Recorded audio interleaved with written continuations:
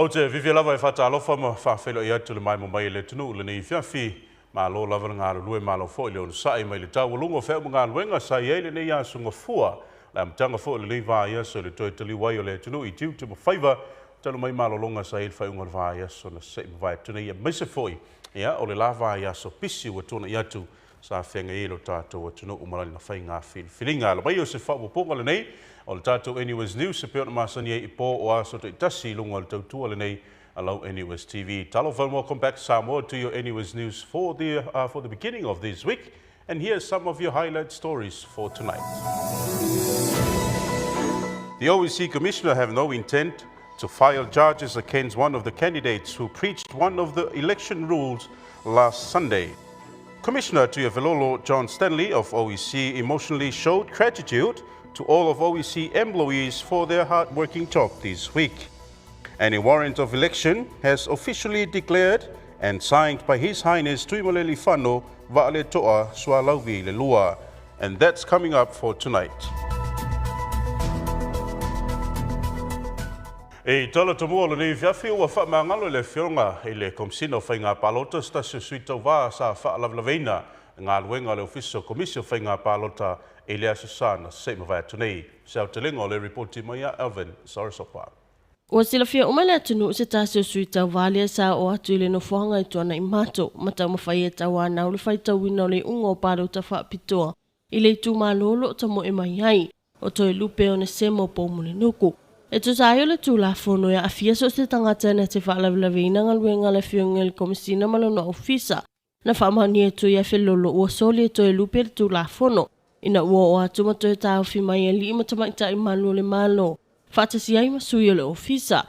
Whailo e le whionga le komisina na ia whailo i le tu la fono e le mawhai mai le whaatangaina o na soli se tasi o lo tau wahape ta mo e le Faiga Palota. Le vahenga o lo whaatino e ngaluenga le ofisa o Faiga Palota. Na talia le suisa o atu le whautuanga ma le finangalo le komisina peitai o le vahenga sa tutuli loa o le soli leo le tu la fono. Le asafisiringi ai le vasenga la ufa asa le laumatu stala le whionga le komisina. Peo no o le mta au pui le tu la fono. Ai ua tali manino ma whailo le finangalo malamalama le whionga i atu ia whelolo. Oi, o le mene i makango ka karo mai le sa ua ia a. E o mamara kusumenita ya. O whamangalo. Whamanga, e rengi mea fo i le. Anga o mai le whakingo le makunga ruenga. E serious issue nga. E o mai, o reka penga mako me kau whakuranga mako me. Ia e skama ke upe whasua vai pea. Ia ko ring sau fia mai. Ia, ai, e rise kuranga whatuenga kako uma. Anga o mai le whakingo le ruenga. That's a very serious issue. E se mai ato e lupe o ne semo po mulinuku e ei fo inisi sui se to otolu na o ato fo i le ofisa autu. Sa whamautu ia ingaluenga le Faiga Palota le ofisa o Faiga Palota i tona i mato. I le asunga fua le vai aso nei. A o whatoa a mata i le whaitau ngalo i o le ungo le Faiga whilwhilinga le atunu. Ua whamanino mai tu ia whelolo sa ia wala au lia le whailau tusi a le fast. Tu sa o se mata upu sa whaali ai popole ngal vaenga wha upu whai. I le saunga le mua pusa Palota. Ma ua mai a ona ia tani iai. Se iwanga nai se sui tau vai to onua na tele i maua se maa fuanga. Na awai atua i tuana i mato, ma la tau tele i wheloa i foi, se ia vanga nale toi whaailoa i ai o le tula fono. Alvin Sarasopa, NUS News. O nisi o talo le nei fiawhi le i eise vaenga na whaale tonu le whaatinonga o ngā luenga le ofisio komisio Faiga Palota e ngā luenga sa whaatino mo le Faiga Palota le tunuu se o te lenga lea o le reporti.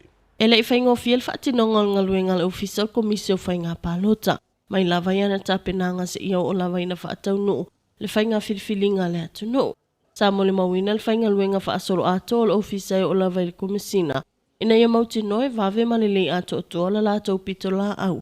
I le whaitau wina ma le whaamautu ino le ungo le Palota. Pe taitalo mai le Palota o au i le asofareile sa mai ta wina le ofisa le upuia o le Faiga luenga. Ai mai se fo i o le komisina. Walanga la ngāwhina ngalo le atunu upenga ta whailangi. E visiringi ai le ami o tonu o le whaamaoni. Ma le sao ato o tonga luenga o lo whaatino le ofisa. Ele i maa mai le ofisa e mai se o le komisina peitai. Ele ia i lava se tali se ia o mai le aso. Le a whaato aha whaamanino ma whaali ai loa se whina lotu i a whelolo. I manatu whaali o le atunu. Ai mai se o le whaailoa ai o lo na nganga whaafetai la na ufai luenga. Sa ngalulue le whaalongolongo ti ngai whaatino le ngaluenga. A wale tapo inga le atunu ua mai so taitai. O whirwhilia Samoa. Paloka kele lea, paloka momua lea. E kōra pūro le whainga menga.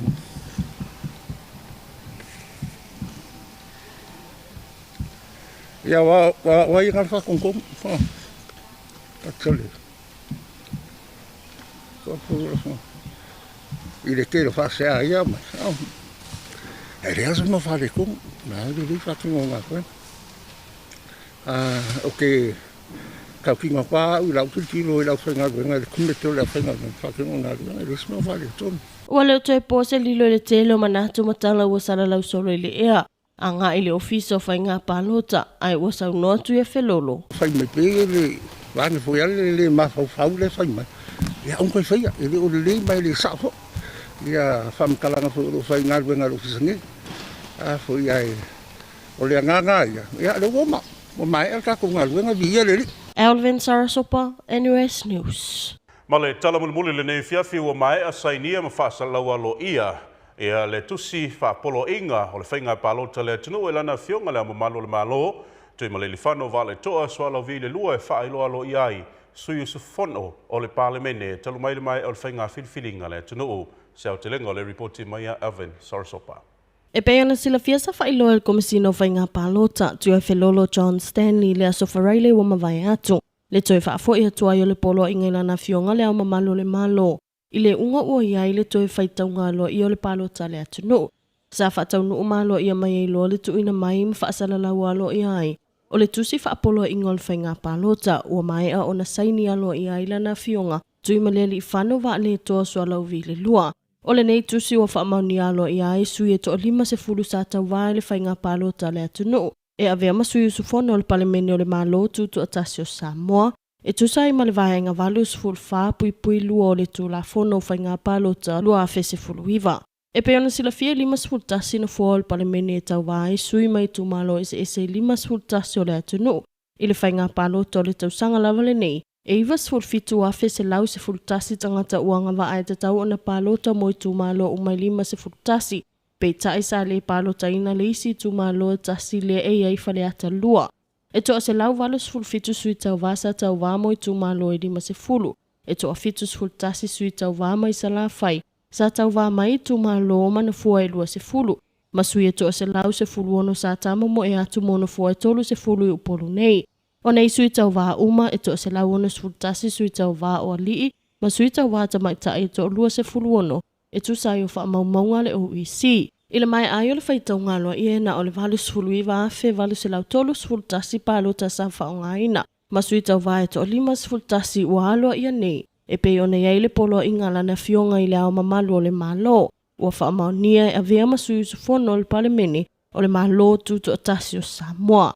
O i lato uma wa taha ua ili tusi whaapolo inga ua sainia alo i e lana fionga i le au mamalu le malo. O lo o au fiai sui e to toru se fulu mai le fast, sui e to se fulu wha mai le HRPP, o sui tuto tasi e to wha ma sui e to tolu mai le SAP. O lo talia nei se polo inga alo i e lana fionga i le au mamalu le malo, mo se aso e whaatautoai le malo fou. Alvin Sarasopa, NUS News. Ma o tātou talana mō le nei fiafi, mai lau NUS News mō le silfia le tunu nisi whio me sa tupu le tupu ma o lo o tupu e te tonu le tunu o tuli tau mai sisi ona whapoponga i le fiafi a tai au pe au le atu le lofa maleanga le leo le tō manuia tele whai ngā mālo longo le nei fiafi tō wha saifua.